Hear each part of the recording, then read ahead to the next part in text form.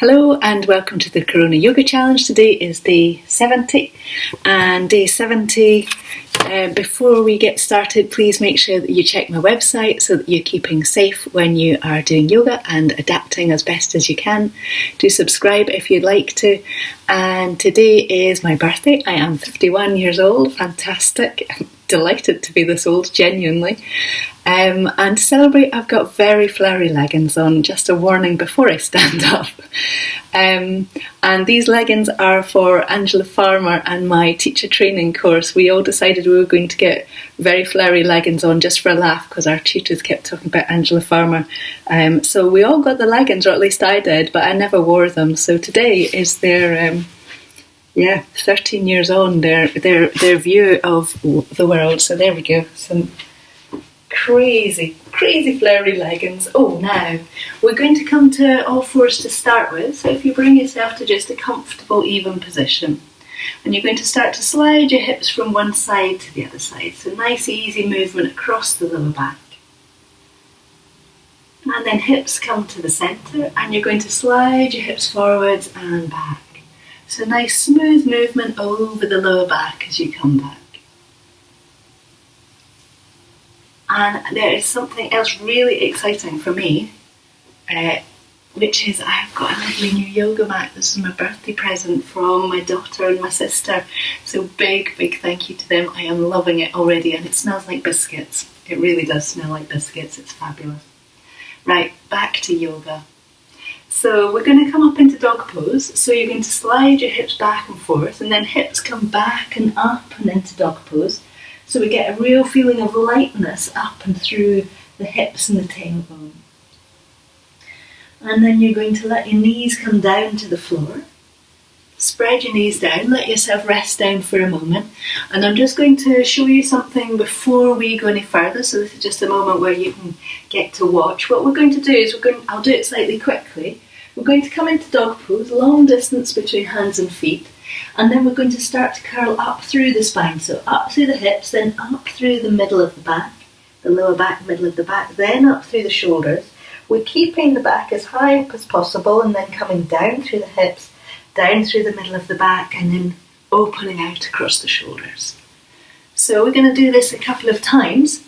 It's a really nice way to free the spine and let the spine get really relaxed and flowing. And it takes a little while to get used to, so if this is the first time of you doing it, don't fret if it doesn't feel like it's flowing yet. It's a practice that takes time. So you're going to start to come back and forth.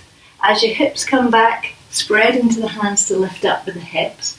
Get that feeling of a little bit of alertness, a little bit of aliveness, heaviness in the feet and the hands. And then peel up with the heels, come up and into the lower back, then up and into the back of the waist, round up through the shoulders as the shoulders come forward, and then start to come down through the hips, down through the waist, and finally let the chest come up. And get a feeling that you can press into your hands so you can get that real feeling of strength and openness. And then knees come down to the floor, slide your hips all the way back, let your head rest down. Head rests down, shoulders relax, and body's easy. I tell you, I could spend a lot longer in child's pose these days with the smell of this mat. We're going to come back and into all fours. We're going to do exactly the same again. So slide the hips back and then up. So you get that lifting up. And then we're going to do that same thing. It's like a flow coming up the spine from the lower, from the pelvis. So up all the way through the spine. Really start to enjoy that ease of the movement as the back rolls up. And then the hips roll down and we counterbalance the shoulders up. And then get that feeling of space in the body. And then if you want to, either you're going to bring your knees back down to the ground here, or you can bring yourself back up. To come back up, we need to lift through the pelvic floor and lift through the tummy. So strongly up through the pelvic floor, up through the tummy. Slide your hips all the way up. Sink the heels for a moment. And then let your knees come down and let your head rest down. Allow the breath to move easily in the back of your body.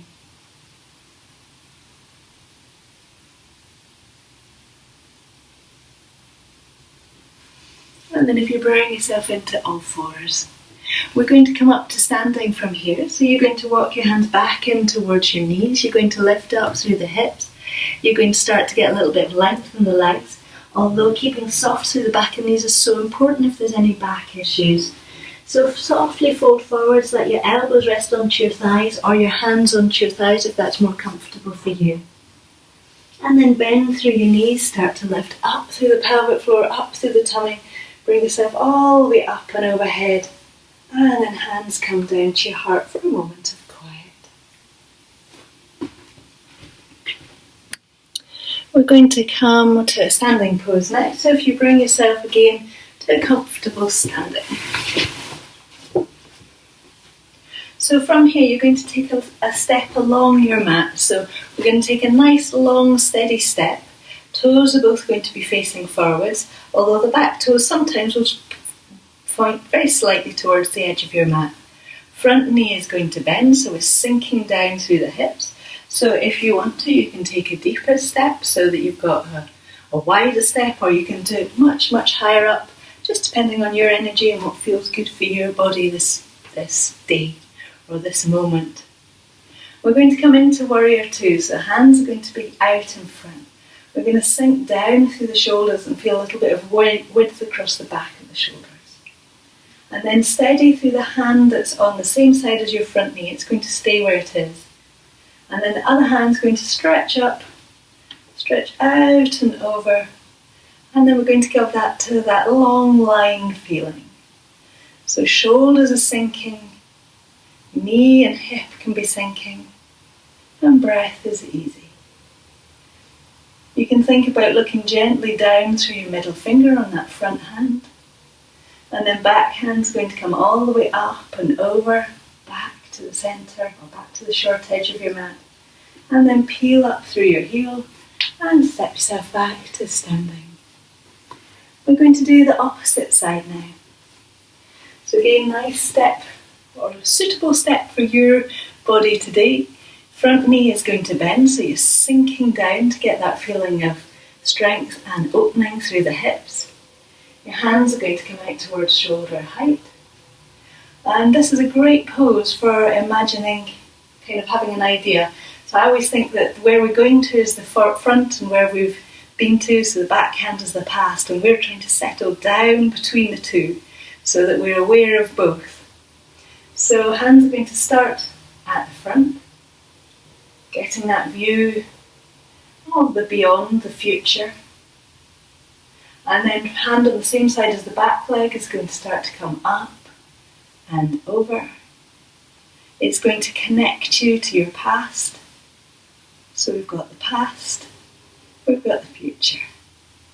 And we're right the way in the middle. Settled, steady and even. You're going to bring your back hand all the way up and over so that both palms are facing up.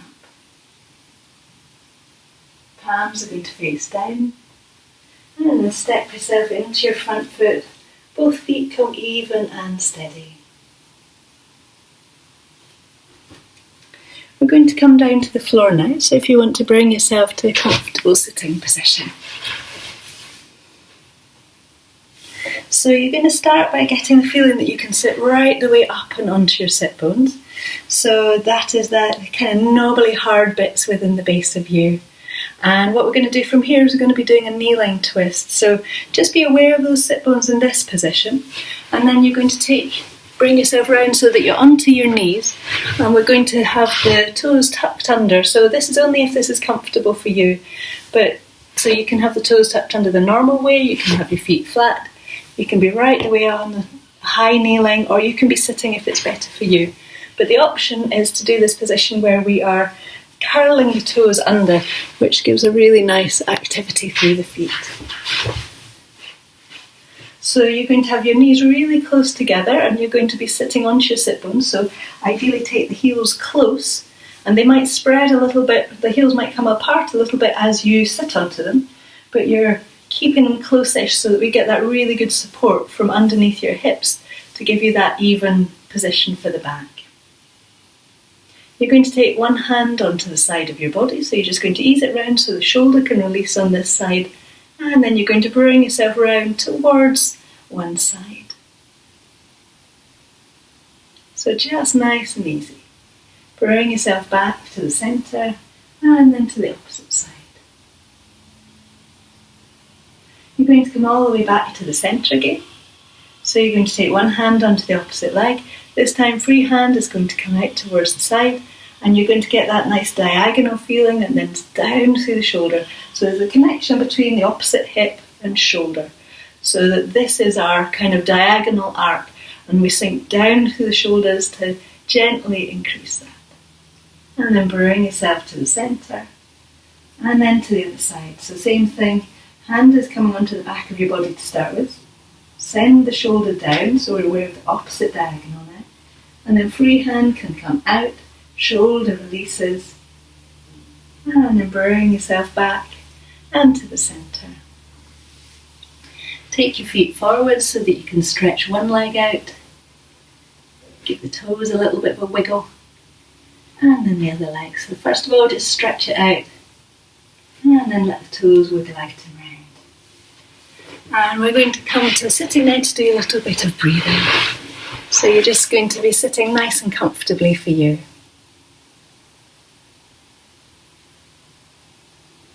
So yesterday we did the little sniffs in. Today we're going to do the little sniffs out. So we're going to take an in breath and out. In breath and out.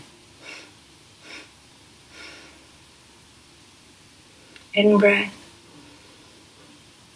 and out. The last time, breathing in and out. Letting your breathing come back to normal and even. Noticing how the body wants to move after you've done even a tiny little moment of breathing practice.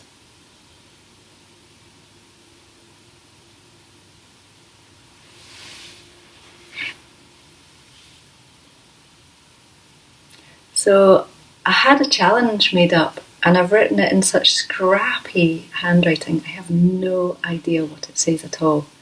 Genuinely, I haven't got a clue what it says. So I'm not sure what your challenge is. I think I'm just going to go with that. I think we're just going to go freestyle on a challenge today. But your quote I do have. This is by William Blake. To see a world in a grain of sand and a heaven in a wild flower. Hold infinity in the palm of your hand and eternity in an hour. To see a world in a grain of sand and heaven in a wild flower. Hold infinity in the palm of your hand and eternity in an hour. I hope you have a timeless day. Day where time expands and you are just in the moment. Thank you.